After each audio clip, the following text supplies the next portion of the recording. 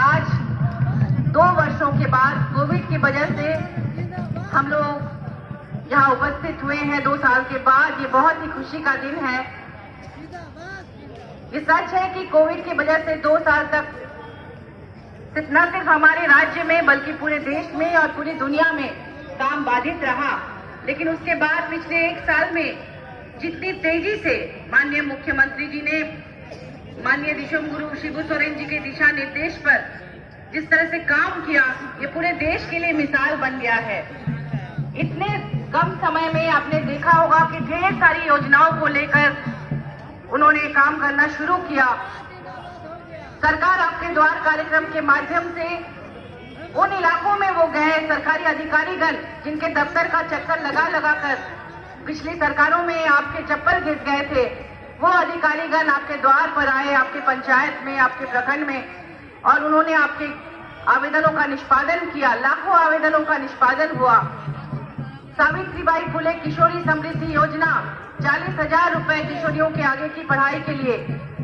उसी तरह से फूलो झानो योजना जो माताएं बहनें हरिया बेचकर आजीविका चलाती थी, उनके लिए एक सम्मानजनक रोजगार की व्यवस्था की गई। फोटो हो खेल योजना, खेल प्रतिभाओं को आगे लाने के लिए हमारे झारखंडी बच्चों को, बच्चियों को विदेशों के बहुत ही महत्वपूर्ण शिक्षण संस्थानों में भेजा गया और तमाम तरह की योजनाओं को लेकर माननीय मुख्यमंत्री जी काम कर रहे हैं। इसे देखकर भाजपा घबरा गई है और साम दाम दंड भेद हर तरह से वो चाह रही है कि हमारी सरकार को निरस्त करे, लेकिन ये संभव हो ही नहीं सकता क्योंकि आप हमारे साथ हैं। आप लोगों की मदद से हमारी सरकार बनी है, आप लोगों के संघर्ष के बल पर सरकार बनी है और आगे भी बनेगी। आप सभी जानते हैं कि लोकसभा चुनाव को देखते हुए दिल्ली से भाजपा के बड़े बड़े नेतागण हमारे झारखंड का दौरा करने आ रहे हैं, आगे भी करेंगे, लेकिन आप सभी जानते हैं कि वो सिर्फ वोट बैंक की राजनीति करते हैं, वो आपके हितैषी नहीं है। अगर हितैषी होते तो एक उदाहरण है, आप देखिए, आप सभी जानते हैं कि देश के बॉर्डर एरिया में जहां दुश्मनों की गोली चलती है, वहां पर जो मजदूर भाई लोग जाते हैं काम करने के लिए, उसमें 90% मजदूर भाई हमारे संताल परगना के होते हैं। आप सभी जानते हैं जब दुश्मनों की गोली से कोई शहीद होता है, कोई सैनिक, तो उनके लिए ढेर सारे पैसे दिए जाते हैं, उन्हें सम्मान दिया जाता है, सलामी दी जाती है। लेकिन जब हमारे मजदूर भाई वहाँ शहीद होते हैं रोड बनाते हुए, उन दुर्गम इलाकों में जो लैंड माइन्स पीछे होते हैं, बारूदी सुरंग के विस्फोट से जिनकी मौत होती है या गोलीबारी से, उसके बारे में केंद्र सरकार किसी को नहीं बताती। उनके परिजन उनके लाशों को लेकर घूमते रहते हैं, उनको यहाँ लाने तक का पैसा नहीं मिलता, कोई मुआवजा नहीं मिलता।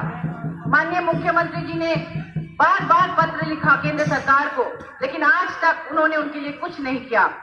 ये सरकार आपकी हितैषी कैसे हो सकती है? आप सभी जानते हैं कि सरना धर्म कोड लागू करने के लिए किस तरह से झारखंड विधानसभा से उसे पारित किया गया, लेकिन केंद्र सरकार उसे इसलिए पारित नहीं कर रही है क्योंकि वो नहीं चाहती कि सरना धर्म कोड लागू हो। आप सभी जानते हैं कि जय श्री राम का नारा देकर वो वोट की राजनीति करते हैं, लोगों को गुमराह करते हैं।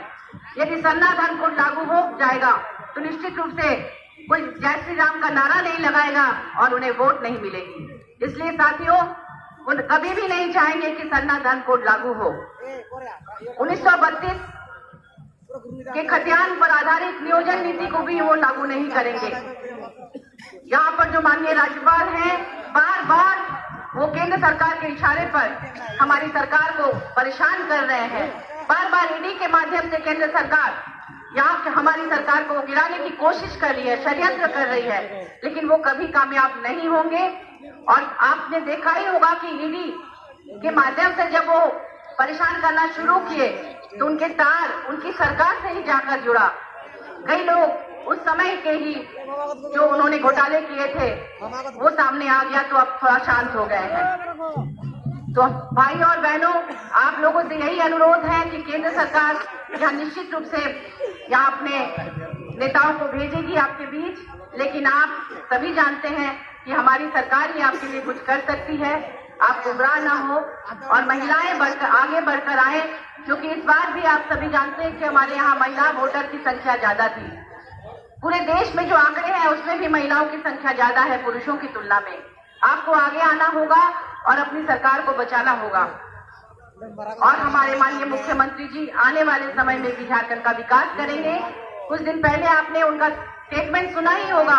उन्होंने कहा था कि जब हमारी धरती इतनी समृद्ध है, हमारी धरती के नीचे इतने खनिज पदार्थ है कि हम पूरे देश को सप्लाई करते हैं, तो हमारे यहाँ के लोगों को इतना पिछड़ा, इतना गरीब क्यों कहा जाता है।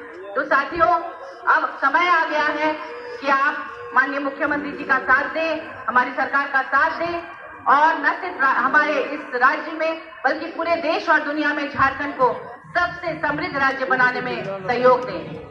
बहुत बहुत धन्यवाद। जोहार।